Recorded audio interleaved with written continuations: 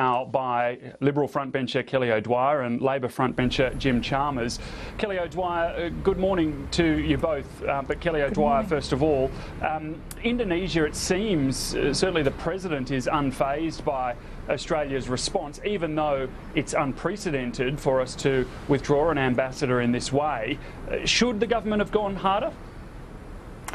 Well, look, I'm not a commentator on how the Indonesian government reacts on these matters, but I would say this: it is very serious for us to withdraw an ambassador, and it is a serious expression of the Australian government's very deep disappointment that our pleas for clemency in relation to these two young men were not heeded.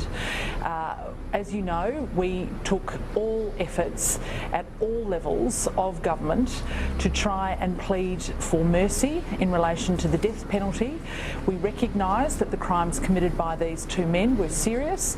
We also recognise that they went through a period of rehabilitation, and we believed that there were very strong grounds on which to actually have clemency provided by the President. Now, our pleas were not heeded.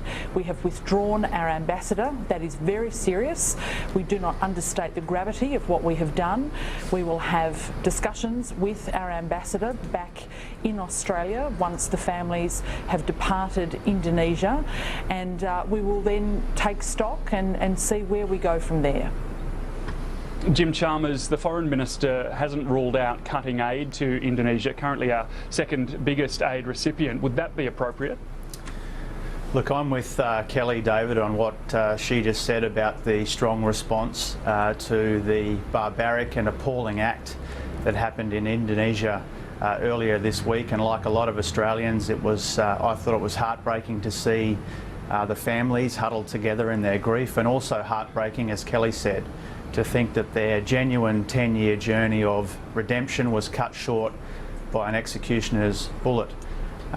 All the other matters about our relationship with Indonesia, our very important relationship with Indonesia, covering a whole range of areas including aid, I'll leave that for Tanya Plibersek and others to comment on.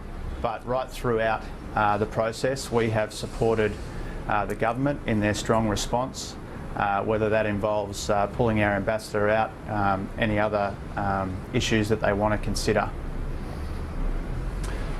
We are, or at least there has been a very big expression of outrage over these deaths, the two Australians put to the firing squad. Jack Waterford in the Canberra Times today, Kelly O'Dwyer, makes the point that we only outrage when Australians are involved in death penalty cases. Should we actually be pushing for this argument against the death penalty when Australians are not on death row? Would that be more effective? Well, I disagree with that statement. Australia has taken a very strong stand against the death penalty in many international forums. We have taken stands at in the UN and in other international forums that have actually looked at this issue, and we have been strongly opposed in all cases, and we have pressed the case for the abolition of the death penalty. So it's not true to say that we only engage in this issue when it comes to Australian citizens. We have taken a strong stance on behalf of the nation, because most people in Australia, and I don't speak on behalf of everybody in Australia, but most people in Australia abhor the death penalty. We work in conjunction with the Labor Party on this issue. We are completely united in opposing the death penalty.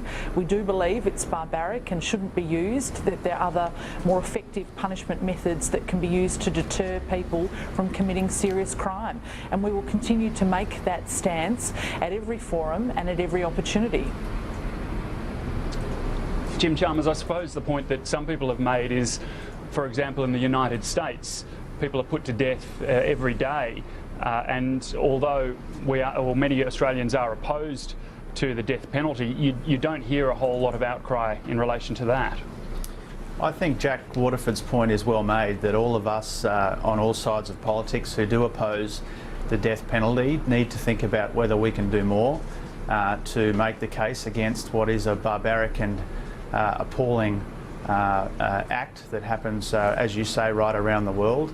I think that this case has focused the minds of more Australians on the death penalty, and we certainly want to, on the Labor side, we certainly want to work with anyone who wants to step up their efforts and their campaign against the death penalty around the world. Okay, I want to change topics and look at a story in the Australian Financial Review this morning about Australia's AAA credit rating. Goldman Sachs, the latest to warn that it could be under threat. Kelly O'Dwyer, how seriously does the government take those warnings? Well, of course, the government takes very seriously any risk to our AAA credit rating. The biggest risk, of course, of all is that the Labor Party gets back into office and we see further downgrades of our AAA Take some credit responsibility, rating. Kelly. Well, just let me finish, Jim. You'll have a go. In 1986 and 1989, of course, we saw under the Labor Party a downgrading of our AAA credit rating. In fact, it was downgraded on more than one occasion with Standard & Poor's and Moody's. It's very serious when that happens, when there is a downgrading, because it has a flow-on impact to our banks, which means that they can't access money at the same rates, which then has a flow-on impact to businesses and to customers who borrow from those banks. So let's not underscore the impact of a downgrading. It is very serious, but we are the only party But how realistic is it, though, that that may happen as a result of the political impasse, the weak growth and the commodity collapse, which are the three factors that Goldman Sachs points to? Well, we are the only party that is actually looking at reducing spending, which we need to do in order to get our fiscal situation back under control after the exponential increase in spending over the past 6 years of the Labor government. We know that we cannot continue on that trajectory. The intergenerational report was very, very clear that if we continued on that path, we were going to see net debt to GDP ratios of around about 122%. That's in the realm of Greece. We know that on the current path that we're on, we have reduced that by more than 50%. Now, that's still not good enough. We know there is more to do, but most of those savings that we want to make are being held up in the Senate, $30 billion worth, by the Labor Party that simply wants to play a game of obstruction, wants to play with the lives of Australians and their futures. It is a serious issue. It is one that the Labor Party needs to take seriously, and we really want them to come on board in a way that is more than simply saying let's increase taxes, but let's also look at ways to reduce spending. Jim Chalmers, does Labor take responsibility for one of those factors I mentioned, the political impasse, and will it be any more amenable to government's attempts in the future to deliver savings? Well, on the Labor side, we've made a very constructive contribution to this conversation about budget repair in the last couple of weeks. We've made a very constructive suggestion of a policy that's been worked up with experts around the concessions in the superannuation system, on top of another well-considered policy about the tax paid by multinational companies in Australia. Kelly mentioned before, when you asked her about the AAA credit rating, she forgot to mention that for the first time in Australian history under Labor, we had AAA credit ratings from all three of the big ratings agencies. That's a very proud legacy of the Labor government. It's also objectively a fact. Two of them were restored under the coalition government. It's also objectively a fact that the budget situation has gotten worse since the election, not better. One of the key promises that Tony Abbott and Joe Hockey made was that they would improve the budget bottom line, and it's gotten worse. So we do take very seriously the warnings about the AAA credit rating. We have made a constructive contribution to this conversation about improving the bottom line. We'll continue to do so because the way that the government's gone about it and the reason that their first budget was such an abject failure is because they've gone about it the wrong way. They've asked the most vulnerable people in our community to carry the heaviest load. We think there's a better way and the Australian people agree with us. Jim, what's your thoughts, or what are your thoughts on the prospects, though, of a downgrade? Do you think that is likely or possible? Well, I rely on the comments that have come from some of the agencies and some of the institutions who've made that commentary. I think we always have to take that sort of warning seriously. We always need to work to ensure that our fiscal policy, our budget bottom line, is as strong as it can be. The government has one way to go about that, which has failed because of its fundamental unfairness. We've got a better way to go about it. We've made a genuine contribution to the conversation about Australia's budget, and we'll continue to do so right up to the election.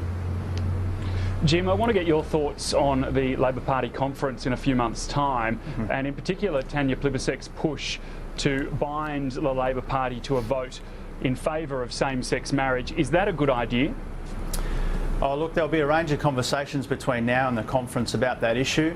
I'm personally a big supporter of marriage equality in this country. I think it's wrong for a modern, inclusive, forward-looking nation like ours to exclude people from the institution of marriage. So I'm someone who is a big campaigner and a big supporter of marriage equality. I start from the position that we need to give marriage equality the biggest chance of success. That's how I look at this particular issue.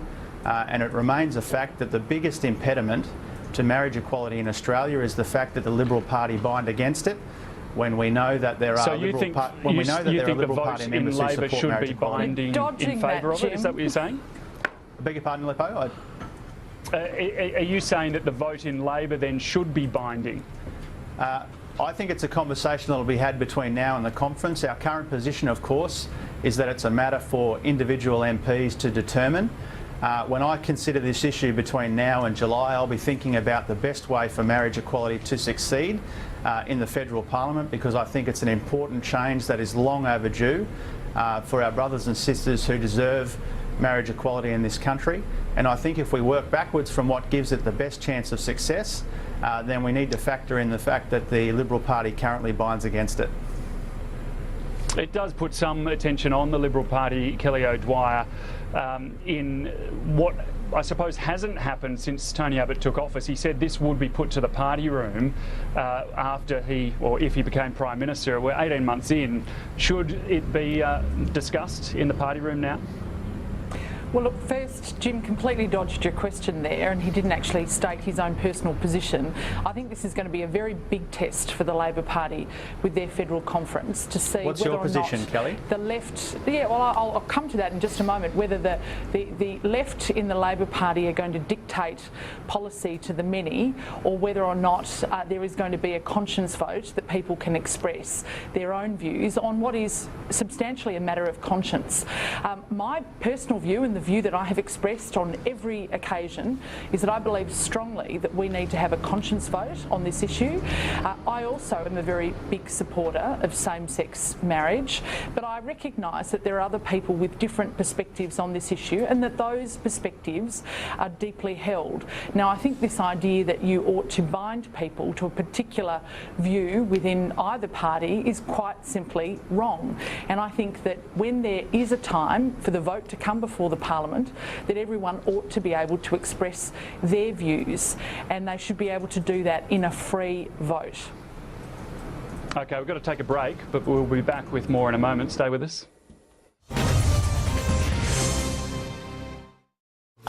Good morning to you, Miss Latte with One. Drive on through to Your Way Cafe, where you are the only customer.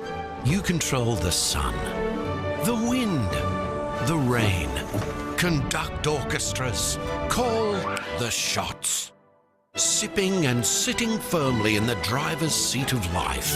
After all, it's your domain, your car, your cafe. McCafe Drive-Thru. Ever thought about it? What? Getting the snip. What? Let's just take off 20% right now. Okay. The 20% snip is a click away. Search Real Home Insurance or call 13 19 48. Take a 10-minute Lumosity fit test to challenge memory, attention and more. First, you'll play 3 fun brain games to get your baseline scores. How? We compare you against people worldwide and tell you how you measure up. Then, we'll build a training program just for you. You'll train with games that challenge key abilities like speed and problem solving. Train 4 times a week and enjoy your brain training journey. Start your fit test at lumosity.com. My Uncle Tom is the best. I love spending time with him. He lives in a really cool place in the city and drives an awesome new Holden Cruise, a red one. He has a turbo engine. You don't have to spin the car to start it. It looks so cool from the outside. One day Uncle Tom will let me in it. New Cruise, now from $19,990 drive away. Let's go there.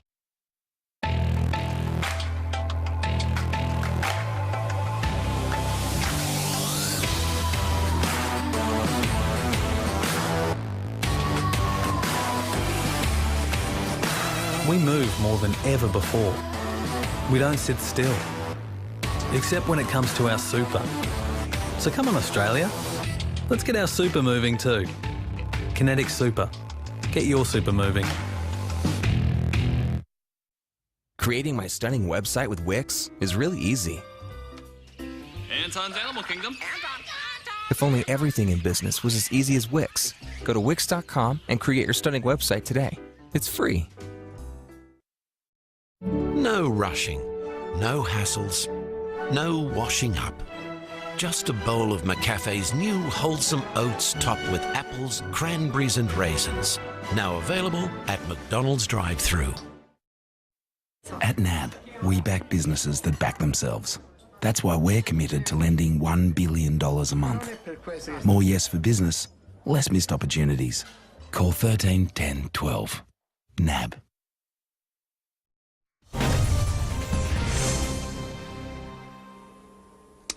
Thanks for your company here on AM Agenda. Returning now to the reaction on the Bali 9 executions, and after 9 o'clock Eastern we're going to be speaking to the Shadow Justice Minister David Feeney, who has written a letter to his counterpart in government, Michael Keenan, in relation to a directive that was introduced in 2010 by Brendan O'Connor in government, which specifically required the Australian Federal Police to take account of the government's long-standing opposition to the application of the death penalty in performing its international liaison functions.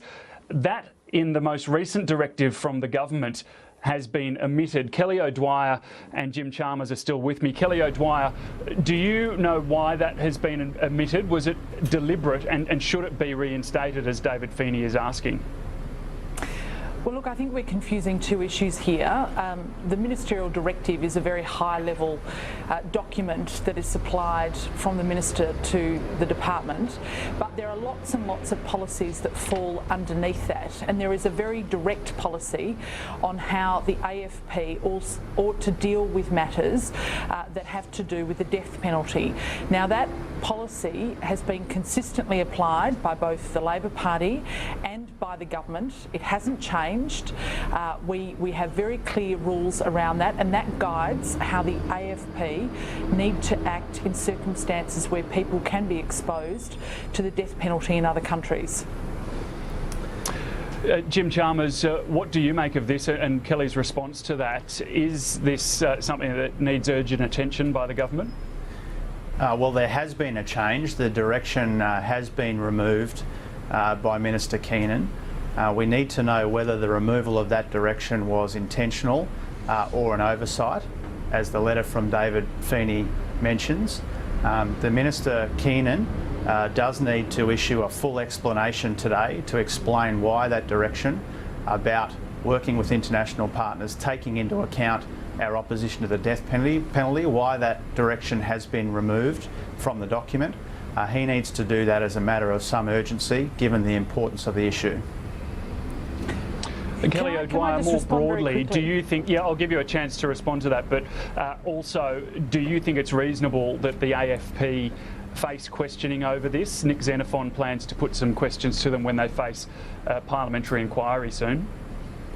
Well, there have been a number of investigations already, too, as I understand it, into how this issue came about. I think it is very disappointing, though, that the Labor Party are trying to score base political points where there are none to score off the death of two men who have been executed only a day ago. That's an absurd Indonesia. accusation, Kelly. We're just looking for an explanation. I think it is really base. I think it is really disappointing, and I think it is very, very clear that the policy on this issue has not changed. The Labor Party knows that, and for them to be trying to put out in the media that there has been a change, as I said, is disappointing when they have been working hand in glove with us to try and put pleas of clemency to the Indonesian government. Now, I understand their political imperative, but I think it's base, and I think that really is beneath them. Jim Chalmers. The direction has been removed, that's a fact. All we are seeking is an explanation as to whether that was a deliberate removal of the direction or an accidental one. I think it's outrageous of Kelly to try and blow this up into anything other than what it is, which is one political party seeking an explanation from the government about why that direction was removed. We make no conclusion about that until Minister Keenan makes an explanation. The sooner he can do that, the better, so that the Australian public and the Australian Parliament can make a judgment about the removal of that direction, accidental or oversight, so that we can have this conversation with the full information on the table. But there has been a change. The direction has been removed, and that needs to be explained as a matter of urgency. All right, we're out of time. Jim Chalmers, Kelly O'Dwyer, great to have your company this morning. We will continue with AM Agenda after this.